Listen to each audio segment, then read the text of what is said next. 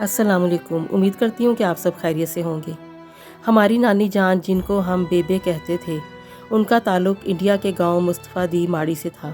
وہ ہمیں جب وہاں کی باتیں بتاتی اور اپنے گاؤں کے قصے کہانیاں سناتی تو ہمیں بالکل خواب یا کسی اور دنیا کی باتیں لگتی تھیں۔ اتنا خلوص، اتنا پیار، اتنی محبت، رشتوں میں ایک لحاظ، ایک رواداری ہوتی تھی، یعنی کہ ایسی رواداری ہم جانتے بھی نہیں۔ اب تو وہ بالکل ناپید ہو چکی ہے۔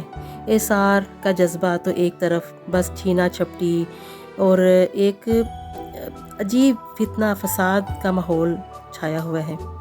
مسلم برادری کا تو آپس میں سلوک، اتفاق، بھائی چارہ ہوتا ہی تھا، لیکن سکھ برادری کے ساتھ بھی ایک ادب، لحاظ ہوتا تھا۔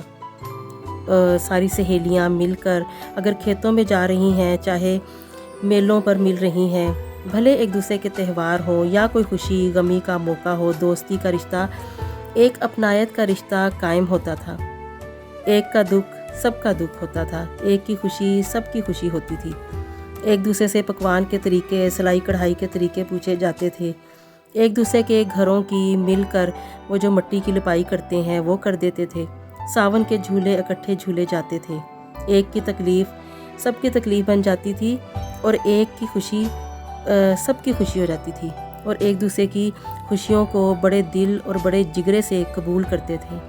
بظاہر آپ سب کو میری باتیں، یہ ساری باتیں محض افسانے کے سوا کچھ نہیں لگ رہی ہوں گی، لیکن یہ حقیقت ہے، اور آج اتنے سالوں بعد اس حقیقت کی ہلکی سی جھلک میں نے دیکھی۔ جی ہاں، دو مائیں، ایک پاکستان کی ماں، ہمارے اولمپکس کے ہیرو ارشد ندیم کی ماں، اور دوسری انڈیا کی ماں، اولمپکس کے ہیرو نیرج چوپڑا کی ماں۔ دونوں نے محبت میں جو فراخ دلی کا ثبوت دیا، ایک اپنائیت کے ساتھ ایک دوسرے کے بیٹے کو اپنا بیٹا کہا، اور نیرج کی ماں نے کہا کوئی بات نہیں، ارشد بھی میرا بیٹا ہے، مجھے خوشی ہے کہ وہ گولڈ میڈل جیتا۔ اور ارشد ندیم کی ماں نے بھی کہا کہ نیرج بھی میرا بیٹا ہے، اس بار نہ صحیح اگلی بار وہ جیت جائے گا، میری دعائیں اس کے ساتھ ہیں۔ قسم سے ان دونوں ماؤں کی باتیں سن کر مجھے اپنی بیبے جان کی ایک ایک بات کی سچائی، حقیقت معلوم ہو گئی۔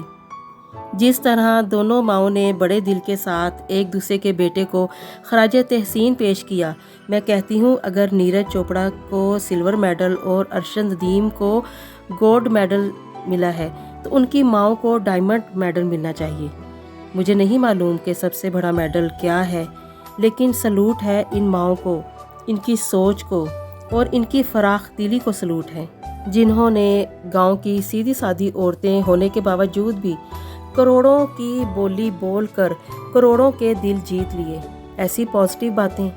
بڑے کہتے ہیں کہ جیت کسی کی جاگیر نہیں ہوتی، اللہ کی دین ہوتی ہے، جس کو دے دے، جس کو چاہے وہ کامیابی دے دے۔ بس جو عاجز ہے وہی اصل میں کامیاب ہے۔ دنیا میں اگر ایسی رواداری، ادب و لحاظ آ جائے تو بد امنی، یہ فتنہ فساد، یہ سب کتنا کم ہو جائے۔ یہ جو آج کل ڈپریشن، انزائٹی، سٹریس کی بیماریاں پھیلی ہوئی ہیں، یہ سب ختم ہو جائیں۔ دنیا اس وقت تپتے ہوئے تندور پر بیٹھی ہے، ہر زبان لاوا اگلتی نظر آتی ہے، اور ہم تو اتنے زہر آلود ہو چکے ہیں کہ ہمیں باہر کے دشمنوں کی ضرورت ہی نہیں۔ ہم تو خود اپنے ملک کے بارے میں ہر وقت زہر اگلنے سے باز نہیں آتے، نیگیٹیوٹی پھیلانے سے باز نہیں آتے، فتنہ فساد، انتشار پھیلانے میں پیش رہتے ہیں۔ خدارا اپنے اوپر نظر ڈالیے، اگر کوئی دوسرا نہیں بدل رہا، نہیں بدلتا تو نہ بدلے، بس آپ خود کو بدلنے کی کوشش کریے، اپنے دین، اپنے ملک کے ساتھ پوری ایمانداری اور مخلص ہو کر چلیں۔ پرانی روایات، پرانے اقدار پر واپس آ جائیے۔ یاد رکھیں، جو اپنے ملک، اپنے دین کا سگا نہیں ہے، وہ خود کا بھی اور خود سے جڑے تمام رشتوں کا بھی بالکل بھی سگا نہیں ہے۔ پاکستان ہمارا گھر ہے، اس گھر کو گھر کے ہی چراغ سے آگ لگانے کی کوشش نہ کریں۔ ہمارے دین، ہمارے ملک کی سالمیت میں ہی ہم سب کی سالمیت جڑی ہوئی ہے۔ اس سالمیت کو قائم رکھنے میں اپنا کردار بھرپور انداز سے آپ پیش کریں، اپنے ملک سے محبت کریں اور اپنے ملک میں رہنے والوں سے محبت کریں۔ یہ ملک اللہ تعالیٰ کا بہت بڑا انعام ہے، ایک تحفہ ہے جو اللہ نے ہمیں خاص طور پر عطا کیا ہے۔ ہمارے بڑوں کی قربانیوں کو رائیگاں مت جانے دیں اور اس ملک کا اور اس کی بقا کا بھرپور خیال کریں۔ انہی اچھی باتوں کے ساتھ آپ سے اجازت چاہتی ہوں، انشاءاللہ آپ سے پھر ملاقات ہوگی۔ اجازت دیجیے، اللہ حافظ۔